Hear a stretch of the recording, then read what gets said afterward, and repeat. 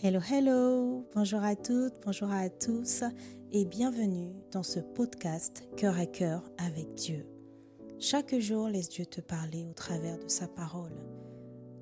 Dans ce podcast, nous partagerons des exhortations brèves, puissantes et guidées par l'amour pour t'aider à méditer les Écritures profondément, verset après verset, pour t'aider à guérir, à être éclairé, affermi, mais surtout faire la rencontre de Dieu telle que tu ne l'as jamais connu, afin de vivre une relation intime et vivante avec lui. Alors installe-toi bien, dispose ton cœur, dispose ton environnement, dispose tes pensées. Nous entrons dans sa présence.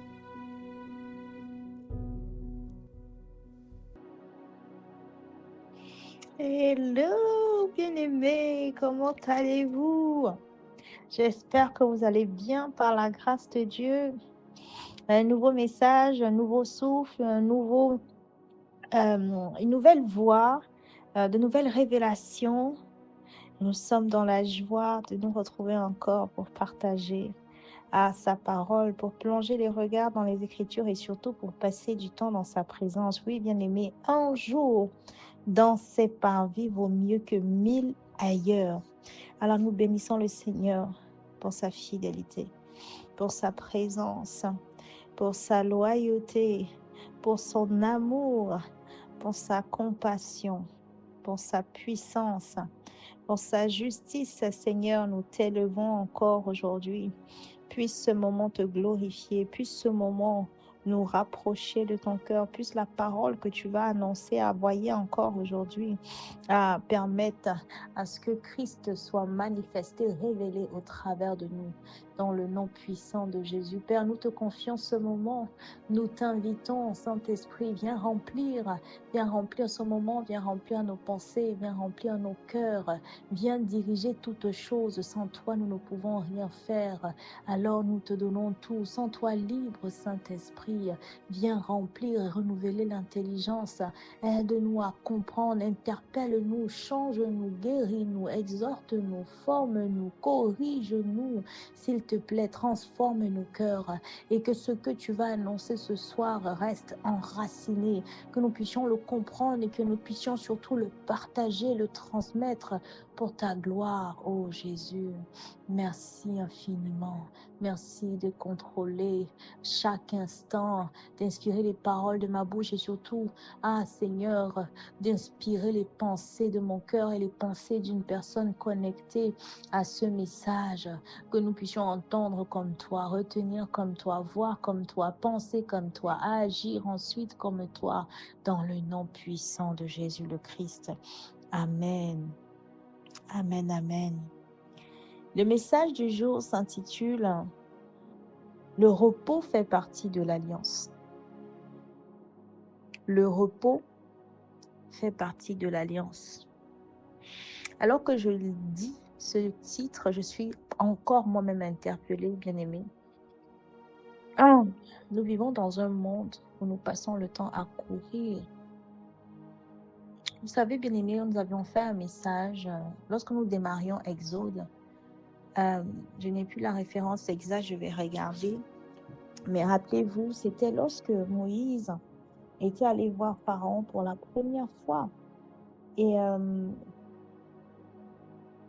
Moïse était allé dire au Pharaon, laisse partir mon peuple de la part du Seigneur, afin qu'il me serve. Vous vous rappelez, bien-aimés, c'était dans Exode 5, au verset, à partir du verset 8 au verset 9.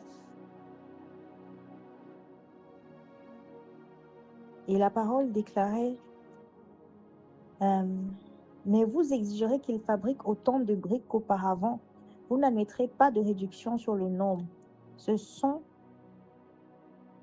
des paresseux. C'est pour cela qu'ils disent, laissez-nous aller offrir des sacrifices à notre Dieu. Verset 9, écoutez, dès qu'ils seront surchargés de travail, ils seront trop occupés pour penser à ces histoires mensongères. Et je me rappelle lorsque nous avions médité sur cette parole, lorsque j'avais fait l'exhortation, le Seigneur me révélait que c'est l'une des ruses du diable et il n'y a rien de normal au fait d'être surchargé, d'être toujours occupé.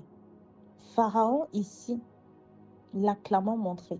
Et nous savons qu'il est l'image du diable ici.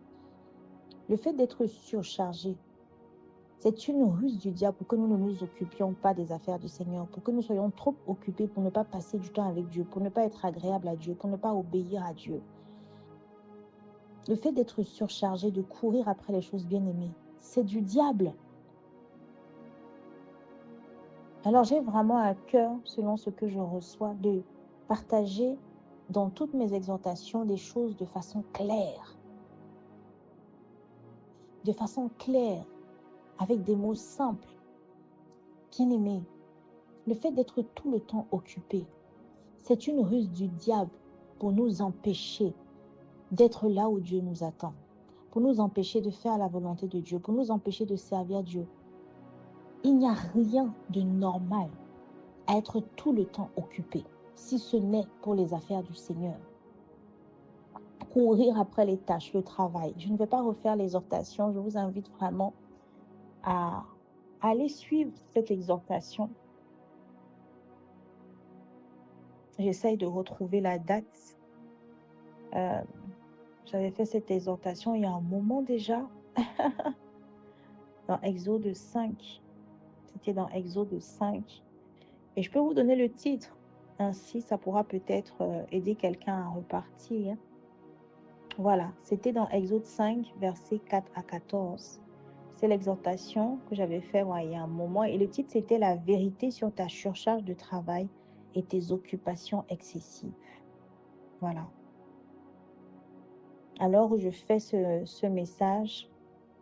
Nous sommes le 27 mai et j'avais fait cette exhortation le 10 mars. Voilà. Donc, aujourd'hui, nous continuons en fait, mais le Seigneur présente cela autrement. Nous allons lire donc la parole dans Exode 31, versets 12 à 17. Oui, on se laisse guider par l'Esprit. Je n'ai pas suivi l'ordre habituel. Je ne sais pas pourquoi j'ai eu à cœur de faire l'introduction et de parler déjà du rappel sur le fait que être excessivement occupé, être tout le temps en train de faire quelque chose, si ce n'est pour le Seigneur, c'est clairement une stratégie de l'ennemi en fait. Nous allons lire la parole donc dans Exode 31, versets 12 à 17, en version Nouvelle Français courant. Le Seigneur dit à Moïse, « Toi, parle aux Israélites et communique-leur les prescriptions suivantes. Vous observerez les jours de sabbat. En effet, c'est un signe entre moi et vous, pour vos descendants. Il vous rappellera dans ce signe. Il vous rappellera que je suis le Seigneur et que vous m'appartenez. Observez donc le sabbat. Ne le considérez pas comme un jour ordinaire. Celui qui n'en respectera pas le caractère réservé à Dieu et qui travaillera ce jour-là sera exclu de la communauté et mis à mort. Il y a 6 jours dans la semaine pour travailler. Le 7e jour est le sabbat, le jour de repos qui est réservé pour le Seigneur. Toute personne qui travaillera un jour de sabbat sera mise à mort. Les Israélites observeront pleinement le sabbat de génération en génération, car il s'agit d'une alliance éternelle. Ce jour sera à jamais un signe de la relation qui unit les Israélites à moi-même. En effet, le Seigneur a créé les cieux et la terre en 6 jours, mais le 7e jour, il s'est arrêté pour se reposer. Bien-aimé, alors que je suis en train de relire ce message, ça me rappelle une exhortation de pasteur Juliana, un pasteur à Impact Centre Chrétien. Et dans cette exhortation, dans ce message, elle expliquait le fait que, je crois que c'était en fête de fin d'année, je pense, où elle expliquait le fait que Dieu, effectivement, pareil, a travaillé pendant 6 jours. Et il a vu que c'était bon. Et elle demandait en fait vraiment de pouvoir aussi savoir s'arrêter, mais avant de s'arrêter pour se reposer, de travailler et de s'arrêter aussi, de regarder aussi si ce qu'on a fait est bon. C'est-à-dire donc en travaillant, il faut travailler avec l'objectif que ce soit bon. Il faut travailler véritablement. Ainsi, le 7e jour, il faut se reposer. Bien-aimés, lorsque nous lisons le verset 13, à la fin, il est écrit: « Il vous rappellera que je suis le Seigneur et que vous m'appartenez. » Nous sommes en train de parler ici du signe qu'est le jour du sabbat. Aux yeux de Dieu, le sabbat est un moyen de rappeler à son peuple qui il est et qu'on lui appartient. C'est important les deux. Qui il est et qu'on lui appartient. Et j'aime beaucoup le verset 15, où il est écrit: « Le 7e jour est le sabbat, le jour de repos qui est réservé pour le Seigneur. » Ça veut dire qu'il ne s'agit pas ici de dire que on a travaillé 6 jours, puis on prend le 7e jour, on fait ce qu'on veut. Et non, c'est un jour réservé pour le Seigneur. C'est un jour où on se rappelle qui il est. Ça veut dire que c'est un jour où, en fait, du début de la journée jusqu'à la fin, ce n'est que le Seigneur. On est à ses pieds, on l'élève, on le contemple, on regarde, on se rappelle ce qu'il a fait. Et on se rappelle, on médite, on se rappelle vraiment qu'on lui appartient. Qu'est-ce qui implique qu'on lui appartienne? On se rappelle le passé, on partage autour de lui. Il est au centre de l'attention. Ce n'est pas un jour ordinaire, comme le déclare le verset 14. Avant même d'arriver à cela, bien-aimé, l'Esprit m'interpellait sur le fait que nous sommes dans une société où nous sommes tellement surchargés que le repos est devenu rare. Alors je vous parle, l'Esprit me parle à moi-même. Nous n'avons que trop négligé le jour du repos du Seigneur. Ça fait partie de l'alliance, bien-aimé. Le jour du repos fait partie de l'alliance. Le verset 16 dit: « Les Israélites observeront pleinement le sabbat de génération en génération, car il s'agit d'une alliance éternelle. » C'est un signe de la relation qui unit les Israélites à moi-même, le Seigneur. Le fait d'observer le sabbat, bien-aimé, ça touche le cœur de Dieu. Parce que Dieu, il a dit ça. Il est le même hier, aujourd'hui, éternellement. Et comme nous l'avons déjà vu, il est en train, quand il parle, il est en train indirectement de dire qui il est. Il est en train de dévoiler sa pensée, sa manière de penser, ses choix, ses penchants. Il avait à cœur ici vraiment qu'il y ait un jour qui soit dédié à lui, alors que nous avons travaillé pendant 6 jours comme lui. Et ce qui me plaît énormément, c'est qu'il prend exemple sur lui-même. Au verset 17, à la fin: « En effet, le Seigneur a créé les cieux et la terre en 6 jours. » C'est-à-dire qu'il t'explique qu'en réalité, on doit suivre ses pas. Mais le 7e jour, il s'est arrêté et pour se reposer. Bien aimé, est-ce qu'aujourd'hui, lorsque tu observes ta vie, tu as des temps d'arrêt? Non, allons plus loin. Est-ce qu'aujourd'hui, lorsque nous observons nos vies, nous avons un jour, après avoir travaillé, où nous nous reposons? Et ce qui me plaît énormément, la parole de Dieu est tellement claire. Il est en train de parler du 7e jour. Ça veut dire que c'est chaque semaine. Ce n'est pas une fois par mois. Ce n'est pas à une période durant l'année, les vacances, l'été. Bien aimé, c'est censé être plus régulier qu'on le pense, le repos.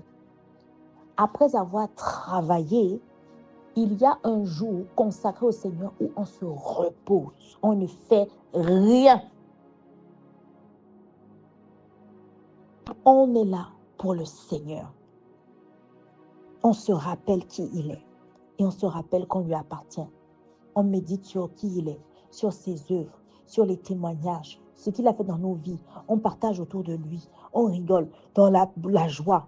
On jouit vraiment de la présence du Seigneur. Bien aimé, le Seigneur m'interpellait. C'est très grave, c'est trop grave. Dans les temps actuels, le burn-out, l'épuisement, la fatigue chronique, à cause de quoi? Manque de repos.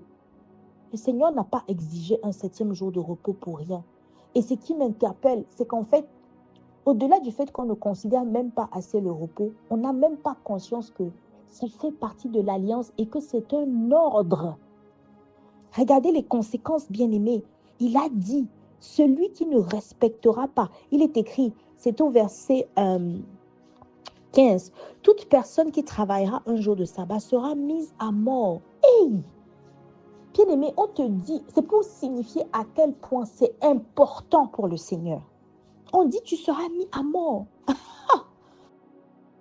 Je ne sais pas comment ça résonne en toi, mais c'est juste pour que tu aies une idée d'à quel point le Seigneur ne rigole pas avec. Il est capable de t'enlever la vie. En tout cas, à l'époque, je ne parle pas d'aujourd'hui, qu'on se comprenne. Mais rappelons-nous, lorsque le Seigneur parle, c'est comme toute personne qu'on écoute parler, on sait vraiment savoir ce qu'il a dans le cœur en fonction de ce qu'il dit. On sait discerner ce qui est important, ce qu'il attend, comment il est, sa personnalité, juste au travers de ce qu'il dit. Quelqu'un qui te dit que si tu ne fais pas ça, tu seras mis à mort, tu peux imaginer à quel point ça lui tient à cœur, en fait. Alors, c'est vraiment un appel pour dire, bien-aimé, le repos n'est pas une option. Alors, je prie vraiment qu'au travers de ce message, tu aies comme une révélation, un déclic divin pour t'imposer un jour de repos avec le Seigneur après avoir travaillé 6 jours. Alors, le but de mon message aujourd'hui n'est pas de rentrer dans certains détails. C'est quoi le sabbat? Eh bien, c'est quand le 6e jour, bien-aimé, laisse-toi guider par l'Esprit. Mets cela au pied du Seigneur et demande au Saint-Esprit de te révéler le jour que tu dois prendre avec lui. Ce n'est pas forcément le dimanche, bien-aimé, non. Mais c'est un jour où tu sais que tu as travaillé et c'est régulier. C'est régulier et c'est une fois par semaine, un jour entier. Nous, on ne sait même pas s'arrêter 1 heure. On court toujours derrière les choses, toujours des choses à faire. Ce n'est pas la volonté de Dieu. Ce n'est pas la volonté de Dieu. Le repos fait partie de l'alliance, bien-aimé. Je ne sais pas à qui ce message parle. Vraiment, je prie que les écailles de nos yeux puissent tomber, que les voiles puissent tomber et que nous ne puissions pas minimiser et mépriser les instructions du Seigneur.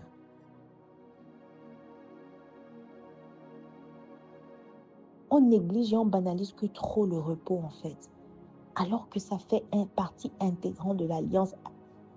C'est extrêmement important pour le Seigneur, c'est capital pour le Seigneur qu'on prenne ce jour avec lui. Pourquoi? Parce que autrement, on est toujours en train de courir derrière les choses. On ne sait jamais s'arrêter pour passer du temps de qualité avec le Seigneur. On ne sait pas justement s'arrêter pour lui remettre toutes choses, pour l'élever, pour glorifier son trône, pour glorifier ce qu'il est, ce qu'il a fait. Voilà pourquoi il demande une journée qui lui est consacrée. C'est plus qu'on puisse se reposer parce qu'on a travaillé, mais surtout simplement pour qu'on puisse passer du temps dans sa présence. Il aime ça, nous l'avons déjà vu maintes et maintes fois. Alors je prie vraiment que nous puissions lutter, bien-aimés, contre le fait d'être occupés de faire les choses et que nous décidions de choisir un jour. Oui, bien-aimé, c'est un mensonge et c'est des faux raisonnements que de croire que dans la société actuelle, dans les temps actuels, c'est impossible de prendre un jour chaque semaine pour le Seigneur. C'est un faux raisonnement, c'est un mensonge. Ça, c'est l'ennemi qui veut nous faire croire ça. Comme il a essayé de surcharger et de faire croire aux Israélites qu'ils étaient des paresseux. Oui, rappelez-vous, il a dit, vous êtes des paresseux, c'est pour ça que vous dites, allez, laissez-nous aller pour rendre un culte à notre Dieu. Il a commencé à leur faire croire des choses fausses, qu'eux, ils sont paresseux parce qu'ils veulent aller servir le Seigneur. Ah, bien-aimé, le diable veut te faire croire qu'aujourd'hui, avec ton travail, tes enfants, ta famille, je ne sais quoi, c'est impossible de prendre un jour pour le Seigneur. C'est faux. Demande l'assistance du Saint-Esprit. Il va te montrer comment gérer ton temps. Il va t'ouvrir les yeux sur comment ça peut se faire. Mais cela est possible. Et c'est la volonté de Dieu. Le repos fait partie de l'alliance, le sang qui a été versé à la croix, l'alliance que tu as avec Dieu, la relation que tu as renouée avec Dieu. Dans cette relation, tu échanges avec quelqu'un qui a des désirs, avec quelqu'un qui aime certaines choses. Dieu aime certaines choses et parmi ces choses, il aime qu'on s'arrête un jour pour lui. En réalité, je dis un jour, mais il aime qu'on s'arrête tout le temps. Nous avons vu qu'il a demandé que brûle matin et soir le parfum pour lui.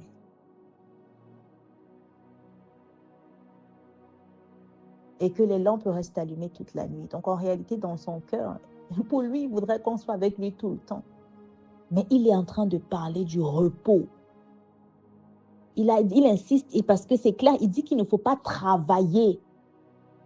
C'est pour nous garder nous-mêmes, bien-aimés. Nous ne sommes pas des machines. Dieu est parfait dans ses voies. Ses voies sont au-dessus de nos voies, conformément à sa parole. Alors, je prie que ce message puisse vraiment toucher le cœur de quelqu'un et que une personne puisse prendre conscience que son rythme de vie actuel est en train de le détruire, est en train de l'éloigner de Dieu. Et qu'une personne, à cause de la puissance et de l'onction du Saint-Esprit, décide, se dit stop à toutes ses occupations et choisisse un jour où c'est que le Seigneur et repos. On ne fait rien, même pas cuisiner. Tu t'arranges avant ce jour-là, c'est repos. Des plaisirs en présence du Seigneur. On profite de la famille, des siens, en présence du Seigneur, avec les yeux fixés sur le Seigneur, dans la maison du Seigneur. Saint-Esprit, aide-nous à saisir cela. Aide-nous à nous arrêter le 7e jour pour nous reposer. Viens convaincre une personne, s'il te plaît. Viens ouvrir notre cœur. Viens enraciner cela. Viens changer notre manière de voir les jours de la semaine. Viens changer notre regard sur le repos, s'il te plaît. Viens nous donner la grâce de voir notre temps comme toi, de voir nos semaines comme toi, de voir nos activités comme toi. Et Saint-Esprit, inspire-nous. Montre-nous la voie à suivre, s'il te plaît. Inspire-nous. Et crée en nous le vouloir et le faire. Lâcher prise et vraiment nous arrêter, nous reposer le 7e jour pour le Seigneur, pour nous rappeler qui il est. Lui, aide-nous à ne pas oublier, car à la course effrénée aux activités, nous finissons par oublier parfois qui est le Seigneur. Oui, nous finissons par oublier parce que nous courons derrière les choses. Alors aide-nous, délivre-nous des courses folles aux activités, au travail. Et aide-nous à prendre ce temps pour ne pas oublier qui est le Seigneur, pour ne pas oublier qu'on lui appartient. Aide-nous à revenir à l'essentiel, l'arrêt, le calme avec le Seigneur, avec la joie du Seigneur, de jouir du Seigneur. Aide-nous à faire que cela soit un nouveau style de vie. Pour ta gloire, ô Seigneur. Au nom de Jésus, nous avons prié avec foi et avec action de grâce. Amen.